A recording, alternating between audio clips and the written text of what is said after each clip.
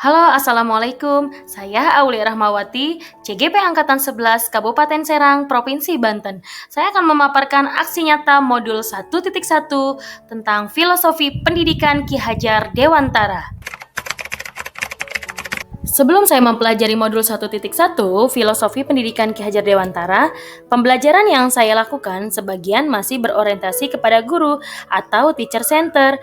Saya menganggap murid hanyalah kertas kosong yang perlu saya gambarkan dengan materi pengetahuan saja. Saya juga beranggapan ketuntasan materi yang paling utama ketimbang mengembangkan karakter murid. Selain itu, saya hanya menggunakan media pembelajaran yang saya tentukan tanpa memperhatikan apakah media tersebut sesuai dengan karakteristik belajar murid atau tidak. Padahal, pembelajaran yang efektif adalah pembelajaran yang berpihak pada murid, di mana murid sebagai subjek utamanya dan aktif dalam pembelajaran. Guru hanya sebagai fasilitator, menuntun dan mengarahkan murid dalam menemukan konsep materi yang dipelajari. Saya banyak belajar dari filosofi pendidikan Ki Hajar Dewantara pada modul 1.1 ini, sehingga saya dapat memperbaiki pembelajaran yang saya lakukan dengan mengimplementasikan pembelajaran yang berpihak pada murid sesuai filosofi pendidikan Ki Hajar Dewantara. Selama saya melakukan perubahan perbaikan pembelajaran, saya merasa pembelajaran yang dilakukan itu lebih interaktif, di mana terbangunnya komunikasi dua arah. Murid antusias dalam belajar, menyenangkan, dan bermakna bagi murid. Dari pembelajaran filosofi pendidikan Ki Hajar Dewantara, saya menyadari bahwa pembelajaran bukan hanya memindahkan ilmu kepada murid, tetapi menuntun dan mengarahkan murid dalam menumbuhkan kekuatan kodrat yang dimiliki murid agar mampu mencapai keselamatan dan kebahagiaan yang setinggi-tingginya, baik sebagai seorang manusia maupun sebagai anggota masyarakat. Murid diberikan ruang kemerdekaan belajar, disertai petunjuk arah dalam belajar sehingga murid menemukan minat dan bakatnya. Selain itu, dalam penggunaan media pembelajaran pun harus sesuai dengan karakteristik dan kebutuhan gaya belajar murid, sehingga murid bertumbuh secara utuh agar mampu memuliakan dirinya dan orang lain, atau merdeka batin dan menjadi mandiri atau merdeka lahir. Ide atau gagasan yang timbul sepanjang proses perubahan, yaitu mengubah strategi pembelajaran dari yang berpusat pada guru menjadi berpusat pada murid, dengan langkah yang pertama, melakukan asesmen diagnostik di awal pembelajaran agar mengetahui karakteristik dan kebutuhan gaya dan minat belajar murid. Yang kedua, merancang pembelajaran interaktif yang berpihak pada murid dengan menerapkan keterampilan abad 21, kreatif, berpikir kritis, kolaborasi, komunikasi, disertai strategi dan media belajar sesuai karakteristik dan kebutuhan murid. Yang ketiga, melakukan pembelajaran berdiferensiasi yang meliputi diferensiasi konten, proses, dan produk agar memadukan antara cipta, karsa, sehingga menciptakan karya yang disesuaikan dengan sosial dan budaya daerah, dengan kodrat alam dan kodrat zaman pada anak, serta bersifat memberi kemerdekaan pada anak. Dan yang terakhir adalah refleksi pembelajaran bersama murid. Praktik baik dimulai dengan perencanaan, diskusi dengan rekan sejawat, merancang modul ajar, media pembelajaran, dan perangkat lainnya. Pelaksanaan. Pembelajaran yang saya lakukan menggunakan model pembelajaran berbasis proyek atau project-based learning dengan tahapan penentuan pertanyaan mendasar, menyusun perencanaan proyek, menyusun jadwal, memantau siswa dan kemajuan proyek, penilaian hasil, dan evaluasi pengalaman. Pada kegiatan pendahuluan, guru membuka pembelajaran, berdoa, mengecek kehadiran, menginformasikan tujuan pembelajaran, mengingat kembali kesepakatan belajar, membagikan kelompok sesuai hasil asesmen diagnostik. Pada kegiatan inti, guru mengajukan penentuan pertanyaan mendasar, menampilkan gambar salah satu topik pembelajaran, kemudian mengajukan pertanyaan pemantik. Guru menginstruksikan anggota kelompok berkolaborasi dan mengeksplorasi pengetahuan. Selanjutnya, murid menyusun perencanaan proyek dan menyusun jadwal.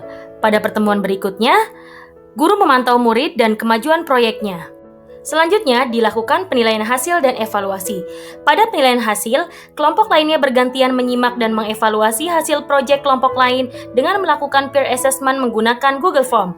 Pada evaluasi, murid secara mandiri menyelesaikan tantangan berupa game-based assessment dengan memanfaatkan aplikasi Wordwall yang telah disematkan pada grup WhatsApp. Selanjutnya, guru memberikan umpan balik terhadap proses pembelajaran dan memberikan apresiasi dengan mengajak murid bertepuk tangan. Murid merefleksikan hasil kegiatan pembelajarannya melalui Google Form. Pada pelaksanaan terdapat beberapa tantangan. Yang pertama, ada beberapa murid yang masih tidak berkontribusi dalam kolaborasi kelompok. Solusinya adalah membagi teknik pelibatan murid, yaitu membagi kelompok dari hasil asesmen diagnostik menjadi 3 kategori: paham utuh, sebagian, dan belum paham. Setiap kategori membagi peran manajer kelas, pengingat waktu, dan juru tulis, juga juru bicara. Tantangan yang kedua, ada beberapa murid yang masih kurang percaya diri dalam mempresentasikan hasil kerja kelompoknya. Maka solusinya adalah refleksi pembelajaran dengan cara peer assessment penilaian antar murid sehingga semua murid dapat mengetahui kekuatan dan kelemahan pada dirinya dan guru membimbing untuk menumbuhkan kepercayaan diri pada murid. Assalamualaikum warahmatullahi wabarakatuh. Saya Neng Asri Mediana, rekan sejawat dari Bu Aulia Rahmawati. Melihat pembelajaran yang dilakukan oleh Bu Aulia sudah melakukan praktik baik dalam pembelajaran yang berpihak kepada murid. Dalam hal ini, Bu Aulia melakukan praktik pembelajaran berdiferensiasi yang meliputi diferensiasi konten, proses, dan juga produk. Bu Aulia memanfaatkan media pembelajaran sesuai dengan kebutuhan belajar anak. Anak-anak diberikan ruang untuk berpikir kritis, komunikasi, kolaborasi, serta mengembangkan kreativitas dalam mengeksplorasi materi, energi, dan pemanasan global pada IPA Fisika. Ini merupakan pembelajaran yang sudah mengarah ke keterampilan abad 21, di mana keterampilan ini sangat diperlukan oleh murid yang sesuai dengan zamannya. Selain itu, anak juga diberikan kesempatan untuk memilih menyajikan hasil diskusinya dengan beberapa pilihan sesuai dengan keinginan mereka. Ada yang berupa poster digital, slide presentasi, video pendek, bahkan film pendek. Tidak sampai di situ, setiap produk yang dihasilkan murid, Bu Aulia mengapresiasinya dengan cara menyediakan ruang situs dengan memanfaatkan Google Site untuk memposting setiap karya anak. Google Site dikelola dan didesain oleh anak langsung, sehingga anak diberikan ruang untuk mengkreasikan postingan produknya. Tentunya dengan kesepakatan di awal pembelajaran yang telah disepakati murid dan Bu Aulia. Dengan kegiatan ini, karya setiap murid diapresiasi oleh guru lainnya serta bermanfaat untuk murid tingkat lainnya. Terima kasih. Wassalamualaikum warahmatullahi wabarakatuh.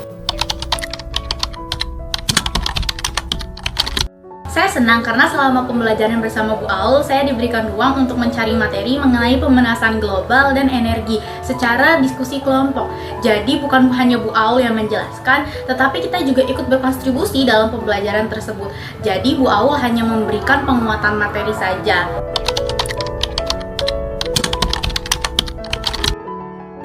Saya dapat lebih memahami materi karena saya dapat bertukar pikiran dengan anggota kelompok saya dalam mencari materi yang didapat. Saya menjadi lebih kreatif, terutama dalam mempresentasikan hasil diskusi saya dengan teknologi, misal dengan poster digital, slide Canva, atau bahkan cara membuat video yang bagus dan mempostingnya di Google Sites.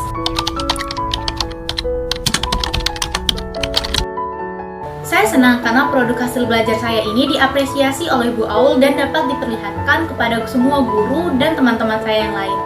Semoga hasil karya saya ini bermanfaat untuk adik-adik kelas saya.